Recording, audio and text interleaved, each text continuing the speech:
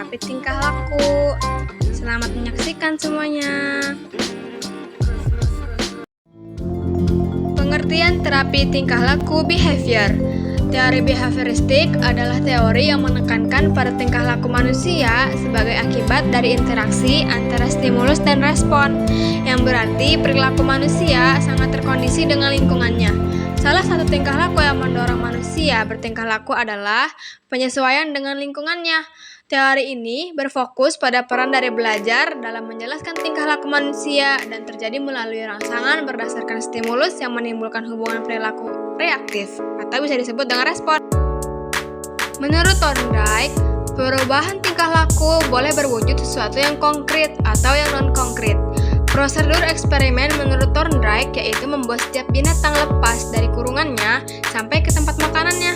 Dalam hal ini, apabila binatang terkurung pada binatang itu sering melakukan bermacam-macam kelakuan seperti menggigit, menggosokkan badannya ke sisi kotak, dan cepat atau lambat binatang itu tersandung pada palang sehingga kotak terbuka dan binatang itu akan lepas ke tempat makanannya.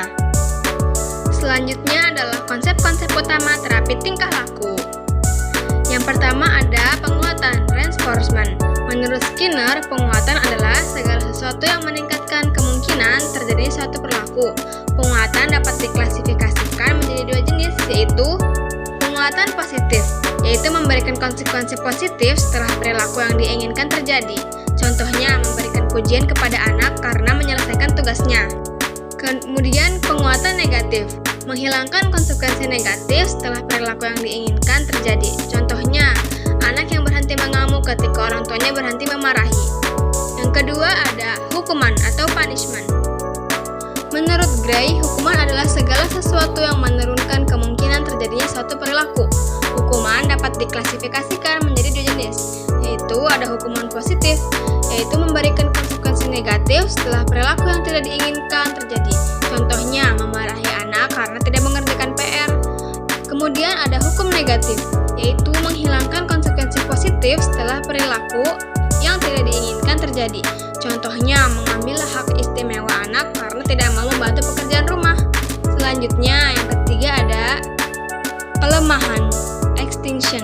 Menurut Watson, pelemahan adalah proses menghilangkan penguatan untuk suatu perilaku, sehingga perilaku tersebut menjadi berkurang atau hilang. Contohnya, seorang anak yang dulu selalu mendapatkan permen setiap kali menangis, lama-kelamaan akan berhenti menangis karena permennya tidak lagi diberikan. Kemudian yang keempat, menurut Dollard, generalisasi adalah proses di mana suatu perilaku yang dipelajari dalam satu situasi dapat diterapkan pada situasi yang lain serupa. Contohnya, seorang anak yang belajar mengendarai sepeda di halaman rumah, kemudian dapat mengendarai sepeda di tempat lain dengan mudah. Kemudian yang kelima ada diskriminasi. Menurut Skinner, diskriminasi adalah proses di mana suatu perilaku yang hanya diperkuat dalam situasi tertentu. Contohnya seperti seekor anjing yang diberikan makan ketika duduk, lama-kelamaan ia akan belajar duduk setiap kali ingin diberi makan. Selanjutnya adalah teknik-teknik prosedur terapeutik. Teknik-teknik dan prosedur terapeutik mencakup berbagai pendekatan yang digunakan dalam praktik klinis untuk membantu individu mengatasi masalah psikologis, emosional, atau perilaku. Beberapa teknik dan prosedur terapeutik yang umum digunakan meliputi: yang pertama, terapi kognitif perilaku, yaitu fokus pada mengubah pola pikir dan perilaku yang tidak sehat melalui teknik seperti restrukturasi kognitif, pelatihan relaksasi, dan pemaparan terkontrol.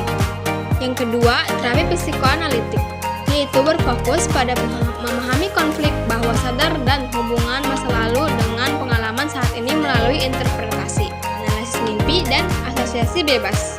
Kemudian yang ketiga, yaitu terapi interpersonal, yaitu mengidentifikasi dan memecahkan masalah dalam hubungan interpersonal dengan fokus pada komunikasi, pengembangan keterampilan sosial, dan pemahaman peran dalam hubungan. Kemudian keempat, terapi keluarga, yaitu melibatkan anggota keluarga dalam proses terapeutik untuk memecahkan konflik, meningkatkan komunikasi, dan memperkuat hubungan keluarga. Yang kelima, terapi kelompok, yaitu memfasilitasi dukungan sosial dan pemahaman diri melalui interaksi dengan individu lain yang mengalami masalah serupa. Yang keenam, terapi Gestalt, yaitu memfokuskan perhatian pada pengalaman saat ini dan pengakuan serta integrasi berbagai aspek diri melalui eksperimen peran, dialog internal, dan teknik lainnya. Ketujuh, terapi psikodinamik, yaitu mengidentifikasi dan menjelajahi konflik bawah sadar serta pola hubungan yang diulang melalui interpretasi dan insight. Setiap teknik dan prosedur terapeutik memiliki pendekatan yang berbeda dalam membantu individu mencapai tujuan tertentu, seperti pengurangan gejala psikologis, peningkatan coping, dan pemahaman diri. Menyesuaikan teknik dan prosedur terapeutik dengan kebutuhan dan preferensi klien juga sangat penting untuk keberhasilan terapi.